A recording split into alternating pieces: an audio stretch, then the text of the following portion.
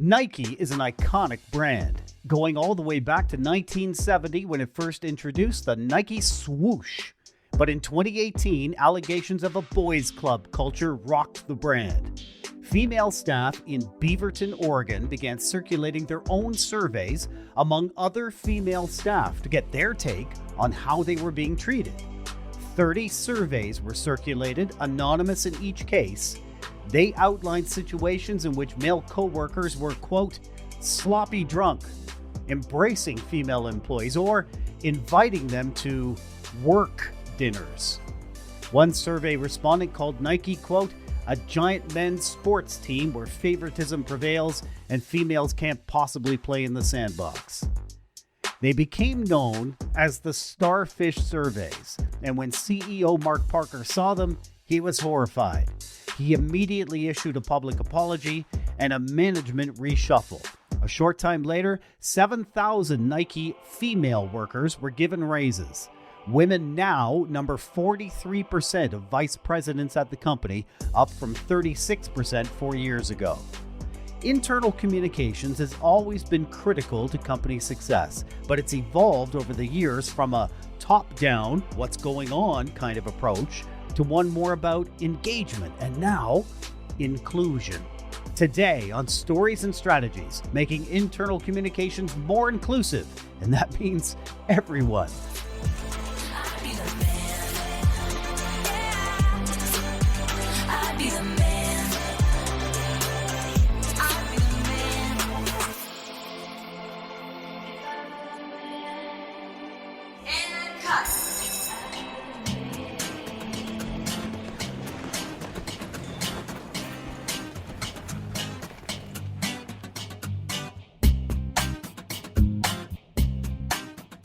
My name is Doug Downs. Music off the top, The Man by Taylor Swift, written by Taylor Swift and Joel Little. My guest this week is Aniisu Verghese, joining today from Krakow in Poland. Hello, Aniisu. Hello, hi Doug. Thanks for having me. How is Krakow? Is that the capital of Poland? Officially the capital? How are things? No, it's one of the cities, the biggest cities in Poland. Warsaw is the capital of Poland, but it's known for the technology talent. So that's what Krakow is known for. And relatively mild today, or was it a chillier day? It's getting hotter. So it's about 26 or so. The hottest was that temperature, 27 degrees. Right. And in Fahrenheit, we're in the low 80s there, somewhere mid-80s. Right. Yeah. Right. Aniisu, you hold a Ph.D. in organizational communications from Alliance University in India. You are a globally recognized communicator and PROCI certified change management practitioner with over 2 decades experience. You've authored 3 books, including your latest, Inclusive Internal Communications. There's a link to it on Amazon within the show notes. And you were a Public Relations Council of India's Hall of Fame winner in 2015. Congratulations on that, by the way. Thank you. You've also given lots of time to IEBC. I can see that. And you have a boutique communication and personal branding consultancy in Krakow called Intrascope. So, Aniisu, let's start at the top here and then 10,000 feet, and then let's slowly land the plane into the blades of grass. Internal communications. For decades now, it's been stressed how important internal communications is for organizational success. But more and more studies, over the last couple of years, maybe it goes back a little further, but I've noticed them over the last couple of years, showing that internal engagement is declining. What's your view on what's happening from this 10,000 foot level in the clouds? No, that's a great read and a great observation. I think the way I look at it, there's a deep rift between employees and employers. I think it's further exacerbated by the fact that there are trust issues within organizations. Staff have realized that they can't trust organizations and their leaders because, on one hand, the leaders and organizations have said something during the pandemic, and then they go back on their words after the crisis is over, for example, about remote work and all of that. So that was one part. And then staff can't really rely on them because jobs are not stable. There have been a ton of layoffs happening. There's been so much of uncertainty, and people just need to fend for themselves. So it's been hard. On the other aspect is that leaders and managers continue to be a bit misaligned about what staff really want and what they really appreciate. Leaders believe that staff want better pay, they want better benefits, and they want to focus on well-being. But on the other hand, and there's been studies done and research which clearly points that staff are looking for more respect. They want their managers to recognize them. They want to belong in organizations. They want to have a clear sense of purpose. And there's this mismatch which creates a lot of friction and resentment. Staff also want to care about issues which go beyond work, and they want to see that reflected in organizations. And you can see that a lot more these days, especially when it comes to ESG topics which are taking center stage. They want to be activists of change. They want to make sure that they can make a difference, and so you can see employees trying to take leadership positions in a lot of these core issues which they believe organizations should really be driving and leading. So, but unfortunately, organizations aren't playing along, and that's again a cause of resentment. And on the last point, which I like to call out, is that personal fulfillment, learning, growth are also valuable for staff, but organizations aren't investing in that space. They believe that if they give better benefits, they improve the infrastructure in the offices, that's going to drive better engagement and experience, but it's not really helping because staff are looking for personalized experiences. They want the organization to kind of think about them deeply and appreciate the individual and from a personal, professional, and the community angles. And again, all these factors really come together, and that's really where staff want to reclaim their lives. They want to be part of organizations or where they really feel that they belong. And if you notice, all this is really driving the great resignation, the great resentment, and all these coinages that we keep hearing. Yeah, and hearing you describe that they think it's higher salaries, great, but that's not getting to the nub of it. They think that it's better benefits, terrific, but that's not getting to the nub of it. It feels like they're measuring the wrong things and not understanding their own audiences, which ironically, when it comes to internal communications, these are two big pieces that you are huge on. It's about who do you really want to communicate with, what do you want them to do, and what exactly are you measuring? That's it, right? Right. Yeah, no, I agree. So I'm a strong advocate of measurement, and especially with internal comms. And I believe as internal communicators, we can make and break our credibility and reputation as professionals with measurement. The more we are focused on demonstrating value through metrics, the stronger we get in terms of our own assertiveness when it comes to talking about better resources and asking for better opportunities for the function. The way we look at audience segmentation has also changed, because in a world where staff prefer personalized communication, we are still in the catch-all mode of communication. Understanding choices, preferences, attitudes towards communication can also help internal communicators, revisit these approaches. So I believe, yes, measurement is definitely key, and I think we need to do a lot more to invest in this space. Okay, and you've got a key. I don't mean to use the word recipe, but it's the word that comes to mind. One key methodology for doing this. Digging down in your newest book, you outlined the Internal Communications Framework 2.0. Describe that for me, if you could. Right. So I think to help understand what Internal Comms 2.0 is, I think it really builds on its predecessor, Internal Comms Framework 1.0, which was articulated in my first book, Internal Comms Insights, Practices and Models, which I wrote in 2012. Now, the earlier framework was focused on aligning internal communication with the business, making assumptions about the practice and remaining flexible with resources and opportunities. And I think that was how most organizations were thinking about the internal comms function, and how the evolving landscape of internal communications, particularly influenced by the pandemic and remote working scenarios, has really necessitated, the change or shift in how we kind of look at the practice going forward. So internal comms 2.0, the internal comms framework 2.0, goes beyond just being solely aligned with the business and assumes a more proactive role as a catalyst of change within the organization. It recognizes that the internal communication should now define how the organization's communication climate should be from the inside out, rather than being limited to a functional role. So in effect, it basically believes that to effectively utilize internal communications to achieve desired outcomes, the framework has, what I put together, emphasizes the importance of cultivating a strong culture within the organization. So often we think that communication culture it lies within the HR organization's ambit, but that's really not true. It entails aligning with strategic priorities, employing a systematic approach to progress, and also about how do we kind of connect the dots with the corporate narrative. So this framework is structured into multiple segments, and the way I've kind of outlined it is in a few parts. Of the first is an appreciative approach, then there is an evaluation approach, there's an implementation approach, and then there's the assessment approach. So there are these multiple segments which it teases out. To kind of go deeper into each of these approaches, the appreciative approach involves assessing the current state of internal communications by understanding what the team does, what's the organization's strengths, weaknesses, opportunities and strengths and threats.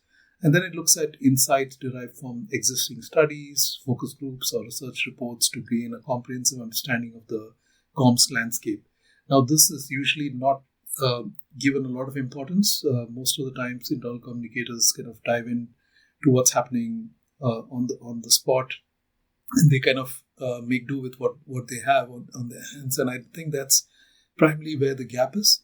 Then when it comes to the second part, which is the evaluation approach, that focuses on measuring employee satisfaction with internal communications and their level of engagement with the messages. Now, often we rely a lot on HR to come down with engagement survey, and then we hopefully plug in a few internal comms questions into that particular survey, and try to figure out if internal comms is working or not. But this approach believes that we should be able to then identify the areas that really require intervention and guide decision making based on how we allocate resources and training, and how do we manage budgets and expectations. So there is a more proactive approach towards engaging on internal comms when it comes to the evaluation approach. Then moving on to the implementations phase, which is really stressing the importance of principles of effective internal comms. And this is more of being consistent, being authentic, timeliness, clarity, and simplicity. And I've also put together a kind of a simple model around called the 7 P's of internal comms. The first P is about planning, so P for planning, and there's P for people, which is about audiences. Then we get to the process, which is the communication methods. Then you have the practice, which is about the context and culture. Then you have the platforms, which is of course the communication mediums. Then you have the placement, how do you kind of get the message to be delivered. And lastly, the pitch, what's the audience specific narrative. Now, all this is great to have as a framework, but then if you don't really measure it, don't assess how it's working, that's really not helpful. And going back to your previous question about measurement, that's where this plays a big role. So the last segment is really about analyzing the impact of internal comms on employees' perception and engagement with the organization. So when employees are satisfied with the communication they receive, they develop a very positive internal image of the organization, and this in turn helps them identify better with the organization, and then they become ambassadors and they can advocate for the organization. So if you can see that this is it goes beyond just the traditional role of what an internal communications team does. It connects the dots between how employees feel, it connects the dots between what an external communications team would do, and basically tries to play a catalytic role and a kind of a change and transformation, intervention that will help organizations achieve much more than what they can do So as a result, the organization reputation and trust improves, generating positive sentiments within the network where these employees promote the brand. In summary, I think the internal comms framework 2.0 builds upon the earlier version. It recognizes the need for internal communications to go beyond just alignment with the business and become a catalyst for change. And really, it emphasizes the importance of a strong communication culture.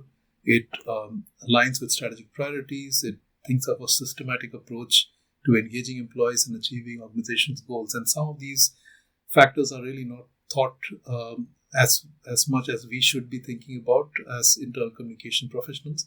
And it opens the minds of leaders as well when they start seeing internal communicators engaging in this particular fashion. They are more willing to partner and provide more support and encouragement. So that's how I see it. I think every leader should hear that. And as you were describing, I thought, there's my whole plan. There's my internal communications plan. So two key pieces I want to pull from that. How do people prefer to be engaged? That's always been a thing. That's not new. How do you see that changing here in 2023? Well, yeah, I think on to your first question on how people prefer to be engaged. I mean, I do have a different take altogether on this. It isn't the organization's responsibility or even the manager's role to engage staff. And I think somehow it seems to be thrust upon either the internal communications team or some other function to manage other people's engagement. The way I see it, staff join organizations, come in with the zeal and passion so that they're expected to be engaged.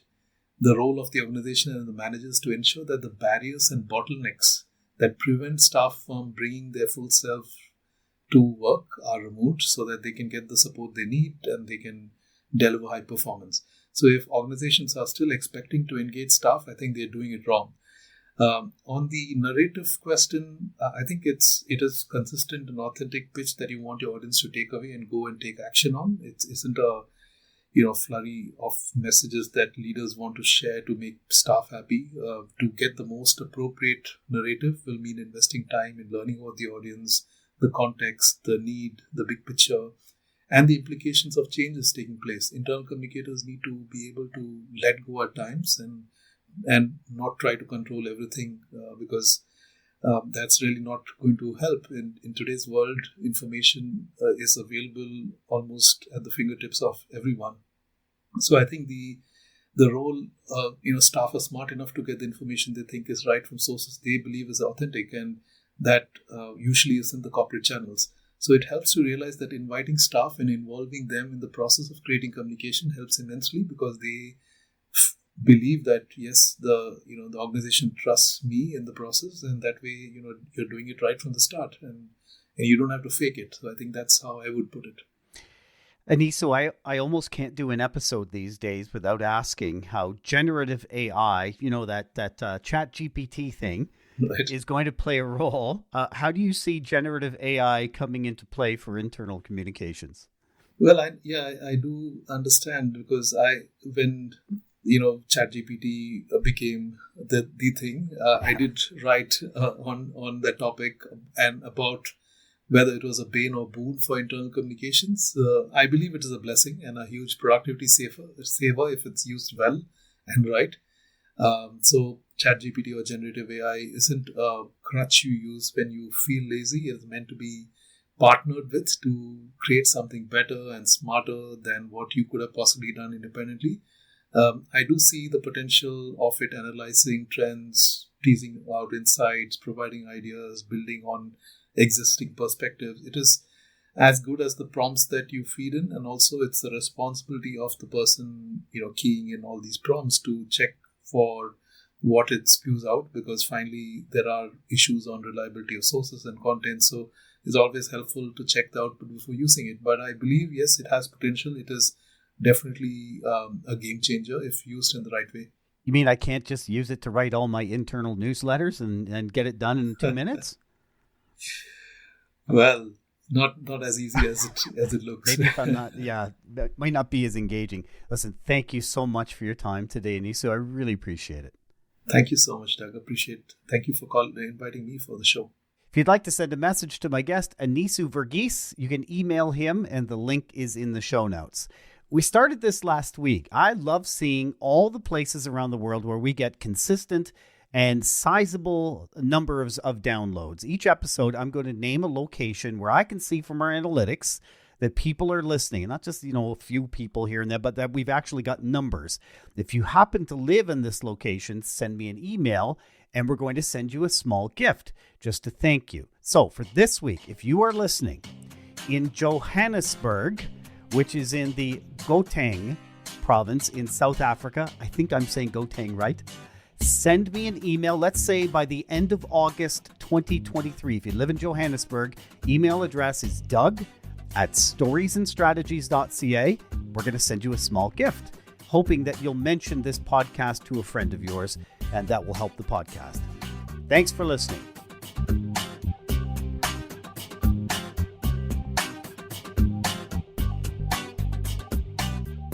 Hey, I wanted to let you know about an awesome podcast that I've started listening to. It's called Fire Breathing Kittens.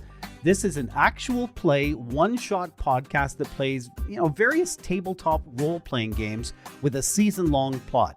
If you had affection for Dungeons and Dragons or that kind of presentation, this is a brilliant podcast to listen to because there's a beginning and an end to each week's story. You can start on any episode. Every week has a different combination of 4 from the same rotating cast group of people. Join fire-breathing kittens as they solve detective mysteries, attempt comedic banter, and enjoy friendship.